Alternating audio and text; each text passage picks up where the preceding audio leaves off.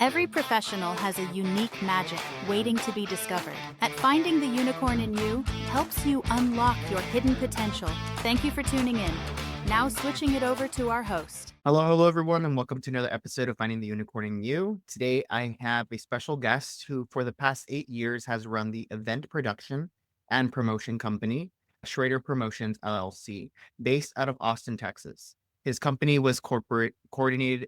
His company has coordinated events with artists like Parker McCollum, G-Eazy, Wiz Khalifa, Co Wetzel, and many more. In kindergarten, he was diagnosed with a severe dyslexia and is only able to read at a third grade level as today. He has not let his learning differences or his brain tumor hold him back, often speaking publicly about how challenges can turn into triumphs. So without further ado, welcome Benjamin Schrader.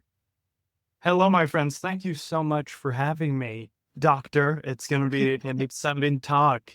Yeah, Don't let things hold you back. definitely. So tell us, this is a very impressive story. So tell us a little bit more about yourself and what got you here. Thank you so much. My name is Benjamin Schrader. I run an event production company. We organize a lot of concerts all across the state of Texas, mostly a corporate clientele. So the company wants an event at their conference. They want to have something for their employees. We do a lot of that, sometimes with fraternities and sororities as well at the different colleges, though that can be a little stressful for my mental health, but it's a very good time and makes a lot for the company and we enjoy it. I would say really the biggest thing that has defined my life is my dyslexia. I have extremely severe dyslexia. I am in the 1 percentile. I have about half the neural net connections on one side of my brain as the average person, but double on the other. That's really all dyslexia is. The neural net connections are just spread out differently. So you're just as smart as everyone else, but you have difficulties with certain things, but you'll excel at certain things. Being diagnosed with that at a young age, it can make a person feel very separate, having to go to reading therapy when other kids get to play or things like that. And I believe that experience really forged in me a desire to do more, a desire to succeed. And I remember my father telling me, he said, Benjamin, you're going to have to work twice as hard as other people, but you can still succeed. And if you double down on what you're good at, you can be a heck of a lot better than them. And I really my family was amazing, encouraging me to double down on what I was good at. I could do two things. I could remember things and I could talk. Talking be the biggest one. I came out of the womb talking. I love it. Those skills, if I can't read, if I can't write, I have dyslexia, dysgraphia, and dyscalculia, the big three I call them. That's trouble with reading, trouble with handwriting, and trouble with math. And that can make it really hard to do things sometimes and present a lot of difficulties to a person. But being forged in that gave me the desire to always want to do more, to succeed, and really to work hard on what I'm good at. Wow. And it's a lot to take in, especially at a young age. Like, how old were you when you learned all this? So whatever kindergarten would be, no, not 3, 6, 6, around 5 to 6. And all that one doesn't really remember those times. It's foggy. But all I remember is a story that my parents would tell me of watching Arthur. Do you remember that show? What was he like? Some type of animal, whatever. Yeah. Whatever Arthur was, an indescript humanoid animal. One of his friends on the show had dyslexia, and I had asked my parents, "Is that what I have?" And they had said, "Would you be okay with that?" And I had replied to them. I don't remember this, but apparently I had replied to them that I was happy just to know what it was. And yeah. Because I really felt like there was something really deeply wrong with me and the, I guess, dichotomy in one's head, having to say, okay, I am able to do all these great things, excel at all these things. But then I have these things that I am so weak at that does it overshadow all the things that I can do? Because between you and me, I can be a little arrogant sometimes. We all can. I try to keep a good check on it. But to look at oneself and say, I know that I am capable of all of these things. And then I'm faced with this evidence that I can't even read the piece of paper in front of me. I was putting on a huge show. We had a packed house, a couple thousand people in the crowd.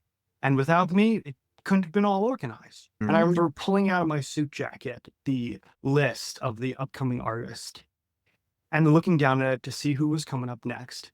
And for the life of me, I could not tell what it said. And but I organized this whole thing. I pulled a stagehand aside, like a sound technician. And I was like, who's coming next? Because it's very loud. I have my earplugs in. But it was real tough when I was young. I was very angry when I was young, and I resented people a lot. And only as the business took off in my college years did I really come around and say, it's not other people's fault. It is what it is. And we all got a burden across to bear. Yeah, definitely. And as we grow, we have two mentality. We have two choices. Either I can be a victim of this, or I can use this as motivation to get me further in life. Amen. What made you want to go with the latter? What allowed you to take that and use it as a motivation? You might find this a little funny, but I was afraid to be left out. I was terrified. I was terrified to be left behind, and I knew the only way.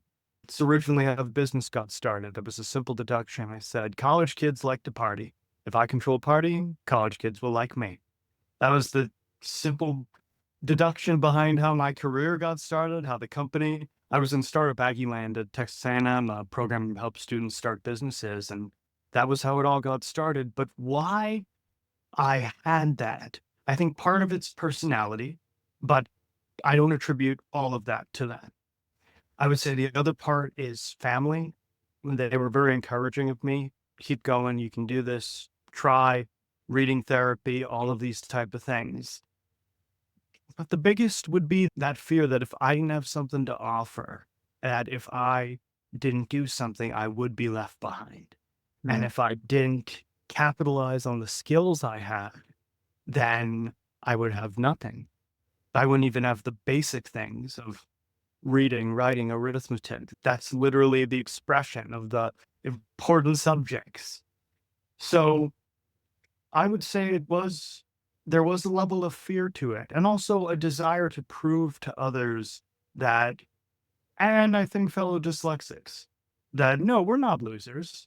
We are not the disabled kid who's not able to do something. We are able to succeed. And it might be harder, but we can do it. I love that. And you definitely proven that because you've been running a very successful business. And I do want to dive into that a little bit deeper because I get stressed just from planning like a simple dinner party. So I could only imagine. I love the new dinner parties. My fiance and I are starting to have them, and she's got all the china and silverware. And no, Ben, you can't use the salad fork for everything. Yeah, and that gets like super stressful. So I could only imagine doing these big events. So how is that for you? I love it. I love it. And yes, it can be very stressful. But what I like is, and it's the same thing with a dinner party, it's the same thing of a get together with your friends, just on a bigger scale, where you get to see the culmination of all the work you put into it in this big thing. I think that a lot of people don't get that satisfaction in their job because they don't get to see. If you're working a corporate job and you file a bunch of reports, yeah, it's done, but you don't get to see a visual, audio representation of what you created. And that joy of creating, I think anyone who makes a podcast, anyone who uploads a YouTube video, that joy of creating and being able to see people react in the crowd, being able to see the artist on stage and make people happy. I love that culmination of work and the opportunities that running an event production company offers. It's amazing how you're able to meet people. I was able to meet Lady Gaga just because I was brought on. This is years ago, and I was brought on as a very small part of a much larger production where she secretly appeared for a charity concert. And I just said, oh, hello, Miss Gaga. May I get a selfie with you? And she just burst out into laughter. Very nice woman, very nice woman. But I really said that, hello, Miss Gaga, because for some reason, I thought that was her last name. Wait, I don't even know her real name. Hell, I feel terrible. But Lady Gaga, that's always what it's been in my head. Shoot, I didn't even looking that up after this. But she's a very nice woman.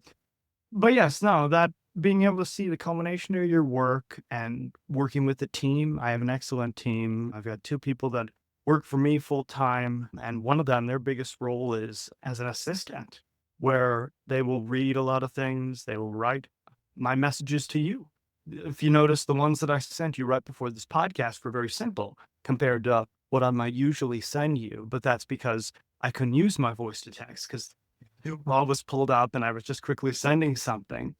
So without that person, I don't know how things would function. And then, of course, we have other people and we'll bring on camera people, editors, things like that to get that good content.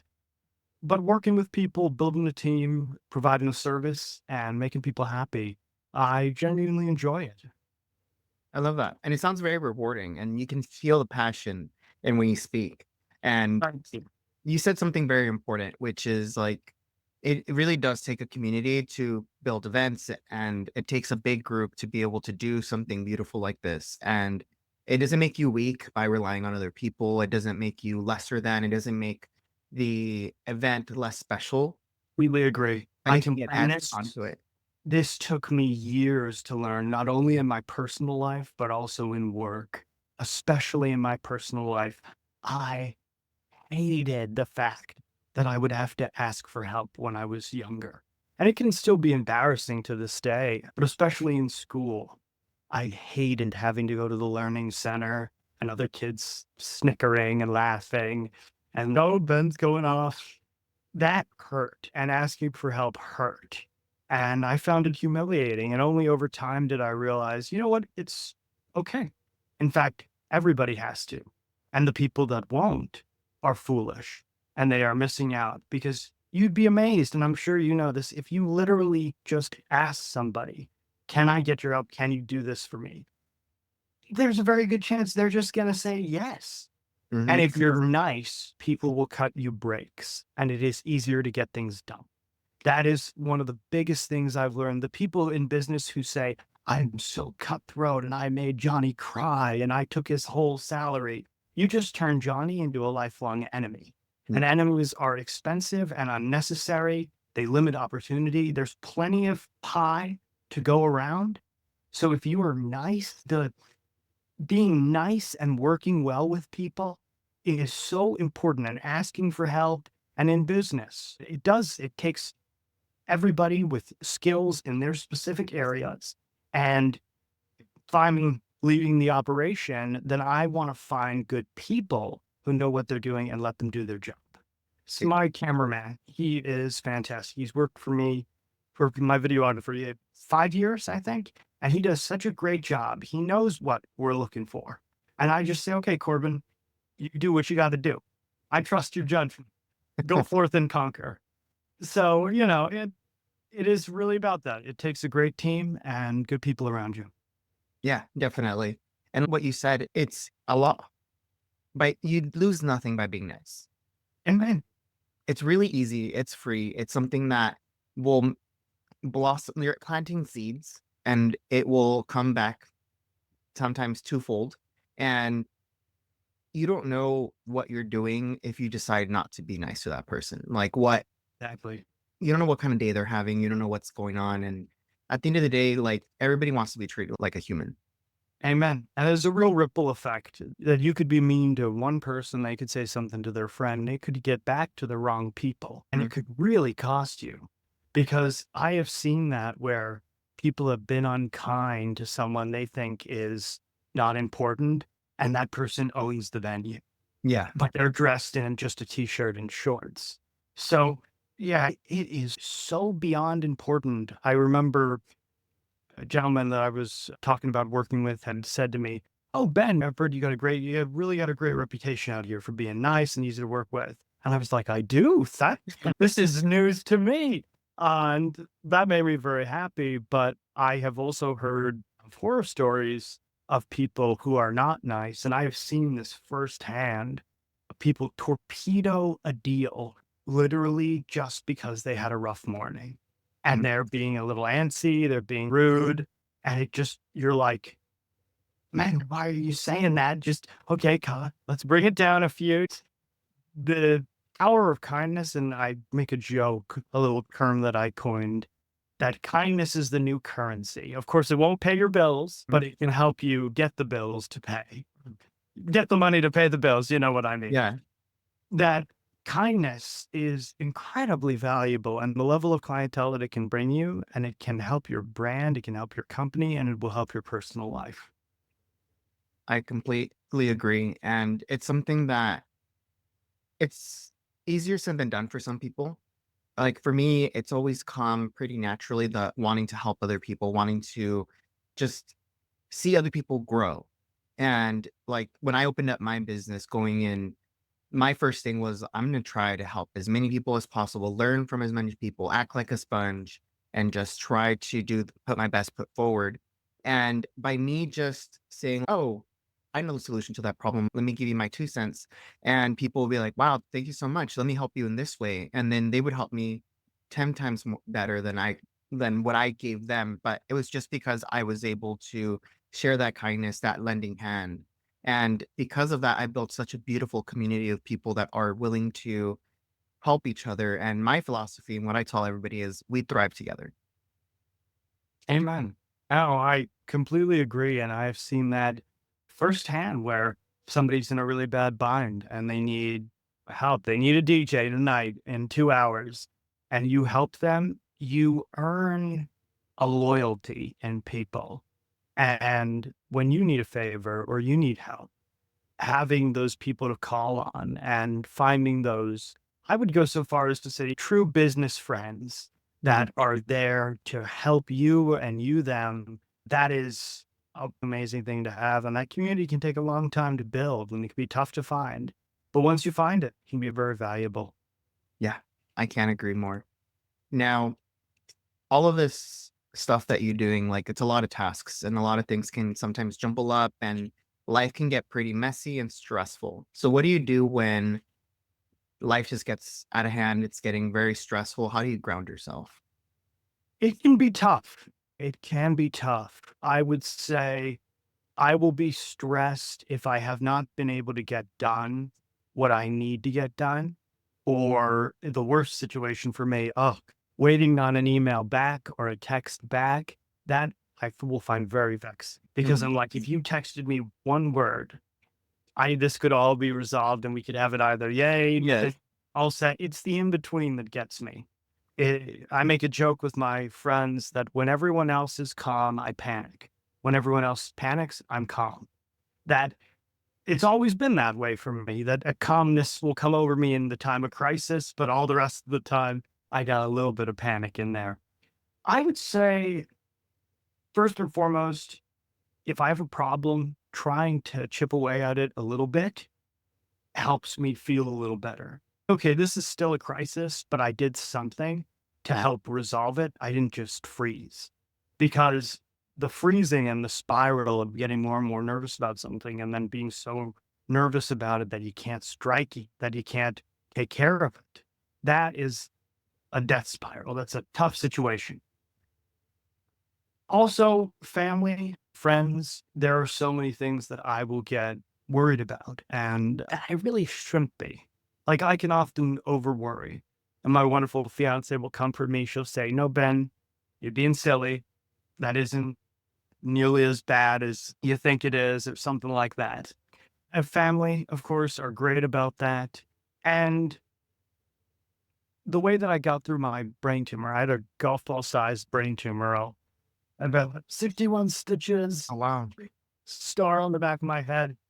The way that I got through that was a level of stoicism, and not the perverted stoicism that you sometimes see today with influencers and stuff, but very much of, okay, it's bad, but I can handle this.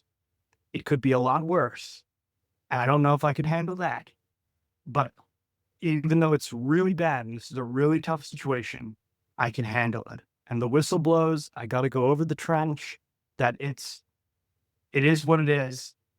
I can handle this. And that level of just accepting it and then trying to survive, even if it's a really bad situation, is how I keep myself sane. I love that. There's this, Or the doctor, I don't know. That might not be the best. I might just be saying the least mentally healthy thing to do in the world. Definitely talk about your problems. That's fine. no, there's this technique that kind of goes with what you're saying. I usually tell my clients, and this is something that's come very useful for me, where I say, don't worry about the whole big picture. Just worry what's within your realm of control today. Like, what is the bare minimum that you have to do today to get at least 1% better for tomorrow? Amen. So if it's just survive the day, answer that one email, whatever is causing the most stress for you that day, just get something small, like chip at it a little by Yeah. little. And eventually 100%. keep chipping every single day. Eventually the problem's going to solve itself. 100%. It's like debt, something like that. If we chip away at it, was it Dave Ramsey or something who had said that? Was that chipping away? That is the way to do it. And just saying, okay, I will figure this out. And then I would say I'm a positive person naturally, and being positive. And then even if you're not a positive person or not a really nice person, trying to be nice or trying to be positive and working on that is helpful, because you can say, okay, today's going to be a rough day. Like sometimes I'll wake up, I had to get this gamma knife thing, this radiation treatment, and you're awake and they drill a vice to your head. And it is as bad as it sounds. It's a Saw movie. And I said, okay, today's going to be a really tough day, but I'm going to put my head on the pillow in the evening, even though my face is so swollen shut from the bolts and everything, but I'm going to put my head on the pillow in 8-9 hours from now, and it's going to be okay. That I'm just going to get through it. I'm going to survive, and keeping that positivity, and not a false positivity of just, oh, in la land. No, but it's bad, but it could be worse. And I can handle it. I can handle it as it is, and everything's going to be okay. That's all you can do. And just remind yourself what you're experiencing today. What you are experiencing today is not what you're going to experience the rest of your life. Exactly. Today's just a little moment that eventually is going to fade. Amen. Yeah, that anything can be overcome, and if it can't be overcome, then you manage it as best as you can. Exactly. Exactly. So going into my last question for you, which is the whole premise of the podcast. So what is the unicorn lesson that you have learned that has impacted you the most and made you the person that you are today? I think if I hadn't said it earlier, which I probably slipped up on that, I would have said kindness is the new currency, the value of being kind. I would say the lesson, the greatest lesson. Now, are we speaking on a personal or a business? Either what you can pick. I would say on, I'll give you both. For the business, it's that being kind, that being a cutthroat person is really not what it's made out to be. That the person who is trading stocks on the exchange floor and drops dead at 30 from a heart attack, really, that's not the way to go. On the personal level, I would say the value of mercy and the strength of mercy. That so often today I see people completely be so cruel callously and not have that mercy. And that stems from that asking for help, that sometimes you're going to need to ask for help and you're going to need people to cut you breaks. So doing that to the rest of the world, doing that in return. What's the saying? Do unto others as I have done to you, something along those lines. But that being merciful, kind, and when you can, and of course, there are times when you're going to meet bad or mean people in this world, but the value of mercy, it's not always weakness. That an analogy that I always thought about when I was young. If you were the president and someone fired Russia fired all its nukes at your country, would you fire back? That the strong man would, but would the true man fire back and condemn all humanity? And I don't know what I do. I don't think a lot of people do. That is a really tough question, but keeping mercy in mind. And yeah, it's don't step on that poor little bug walking outside. No, I love that. And causing other people pain does not fix yours. Oh, boy, doctor. When I was young, I thought that I could share my pain. And I only realized in the last 5 years or so that to share one's pain is just to cause more, not to relieve your own. But that's a good one. Yeah, definitely. No, these are really good nuggets of gold right there that you've shared. And I'm really glad that you came on here to really share your experience and really show people that no matter what adversity comes your way, you can still get through it and you can still manage to be successful, kind, and amazing human being.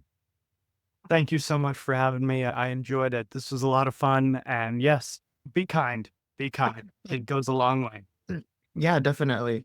And my last question, if somebody does want to get a hold of you, hire you, or just follow your journey, how can they do so? The best way is going to be Instagram at Benjamin_Schrader, and it is spelled Schrader. The joke is it's cheaper without the C. I know a dad, Schrader, no C. And then also on YouTube at Benjamin Schrader. Perfect. And for listeners, don't feel like you have to jot all this down right away. If you scroll down in the show notes, you'll be able to just click the link and go directly there. Better jot it down right away. But any last closing statements before we close out today? Thank you so much. And to all your listeners, have a great day. Thank you. And until next time, everyone.